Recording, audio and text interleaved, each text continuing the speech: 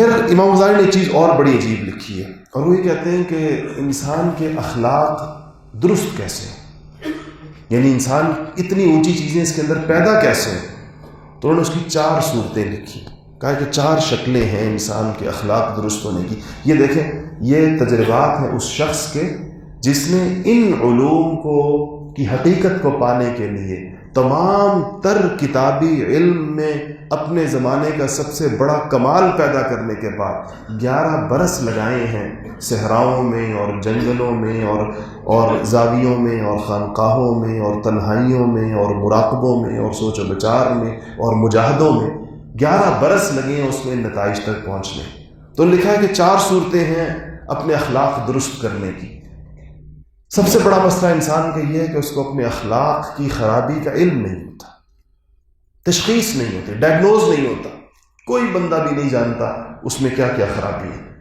اس کے اگر آپ ان 3 چیزوں کو بھی بنیاد بنا لیں، اس کے علم میں کیا بے اعتدالی ہے، اس کی قوت غضبیہ میں کیا بے اعتدالی ہے، اور اس کی شہوانی قوتوں میں کیا بے اعتدالی ہے، ان بے اعتدالیوں کو انسان جانتا نہیں. تو امام غزالی نے لکھا ہے کہ 4 صورتوں میں سے جو پہلی صورت ہے اس کی اصلاح کی، وہ انسان کو شیخ طریقت کی ضرورت ہے، شیخ کی ضرورت ہے، مرشد کی ضرورت ہے. ایسے ایک سمجھدار، ہوشیار، ان سارے مراحل سے گزرے ہوئے ایک ماہر نفسیات، ایک اچھے جو ان انسانی اخلاق اور نفسیات کی پیچیدگیوں کو سمجھنے والا، کہ ایک ایسے مربی کی، ایک ایسے تربیت کرنے والے کی انسان کو ضرورت ہے جو اس کو بتائے کہ تمہارے اخلاق میں یہ خرابیاں ہیں، تمہارے اندر یہ کمیاں ہیں، یہ کوتاہیاں ہیں تمہاری. دوسری صورت انہوں نے لکھا ہے کہ انسان کو ایسے دوست چاہیے جو اس کے عیوب پر اس کو مطلع کریں. انہوں نے کہا کہ ہمارے زمانے کی خرابی یہ ہے کہ ہم اپنے گرد ایسے لوگ رکھتے ہیں جو سارا وقت ہماری تعریفیں کرتے ہیں. ہمیں ایسے لوگ چاہیے ہوتے ہیں اور ہمیں ایسے لوگ پسند ہوتے ہیں جو ہماری خامیوں کو بھی خوبیاں بنا کر پیش کریں، جو ہماری ہر حرکت ہم کریں اور وہ اس کے اوپر تعریف اور توصیف شروع کر دیں. کیا سبحان اللہ، کیا بات کہی آپ نے، کیا کام کیا آپ نے، کیا کہنے ہیں آپ کی سخاوت کا کیا کہنا اور آپ کے فلانے کا کیا کہنا. اور میں صحیح بات آپ کو بتاؤں کہ میں نے بڑے لوگوں کے ارد گرد، دنیا میں جو بڑے سمجھے جاتے ہیں، میں نے ان کے ارد گرد ہر وقت ایسا مجمع دیکھا. ایک صاحب نے مجھے دعوت دی کھانے کی، افطاری کی. وہ پاکستان کے سب سے بڑے عہدے پر کئی بار رہ چکے. تو ان کے افطاری کی دعوت تھی اور بالکل گھریلو پروگرام تھا، میرے علاوہ کوئی مہمان اور نہیں تھا، اور ان کے صرف خاندان کے افراد تھے اور 3 4 5 اور لوگ بیٹھے ہوئے تھے. آپ یقین کریں وہ 3 4 5 لوگ اس روزے کی حالت میں اور افطاری کے وقت میں ان صاحب کی تعریف و توصیف کے لیے جو جملے بول رہے تھے، اس کو سن کر شرم کی وجہ سے مجھے پسینہ آ رہا تھا، میرے ماتھے پر پسینہ تھا کہ میں اس مجلس میں بیٹھا ہوں جس میں ایک آدمی کے منہ پر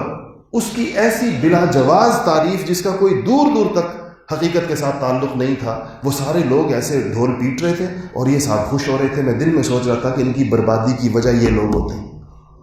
ان کو تباہی کے گڑھے تک پہنچانے والے یہ ان کے لوگ ہوتے ہیں جن کا مجمع لگا کر یہ بیٹھے ہوئے ہوتے ہیں، اور جو یہ بول رہے ہوتے ہیں یہ سمجھ رہے ہوتے ہیں ٹھیک کہہ رہے ہیں، وہ سراسر غلط کہہ رہے ہوتے ہیں، جھوٹ بول رہے ہوتے ہیں، وہ خوشامد کر رہے ہوتے ہیں. تو امام غزالی نے لکھا ہے کہ ایسے دوست آپ کو چاہیے جو آپ کو آپ کی خامیاں بتائیں، آپ کو بتائیں کہ آپ میں یہ عیوب ہے، آپ میں یہ کمی ہے، لیکن آپ کو بتائیں، آپ کے عیوب دنیا کو نہ بتائیں، آپ کی خامیوں سے جا کے ڈھنڈورا نہ پیٹیں اس کا، آپ کے ساتھ اس کی بات کریں. تیسری چیز انہوں نے لکھا ہے کہ آپ کے اپنے اخلاق پر کی کمیوں پر مطلع ہونے کا ایک بڑا ذریعہ آپ کے دشمن ہیں.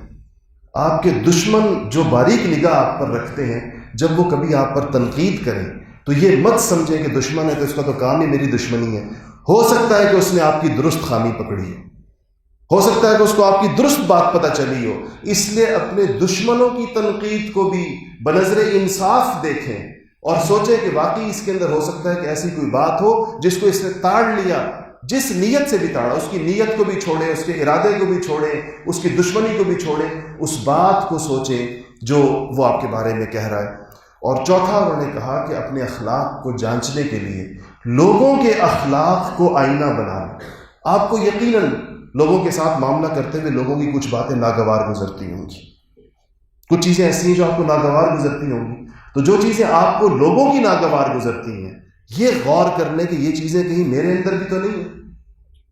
یہ چیزیں کہیں میں بھی تو نہیں کرتا ایسے ہی، کیونکہ اپنی چیز انسان کو نہیں پتہ چل رہی ہوتی. لیکن جب لوگ کسی سے آپ کو تکلیف پہنچے، اس کے اخلاق کی وجہ سے آپ کو کوئی اذیت پہنچے، کوئی آپ کو دشواری ہو، آپ کو کوئی بات بری لگے، تو اس کو آئینے کی طرح اپنے آپ کو اس کے اندر فوراً دیکھ لیں کہ یہی عادت کہیں میری بھی تو نہیں، یہی چیزیں میری تو نہیں.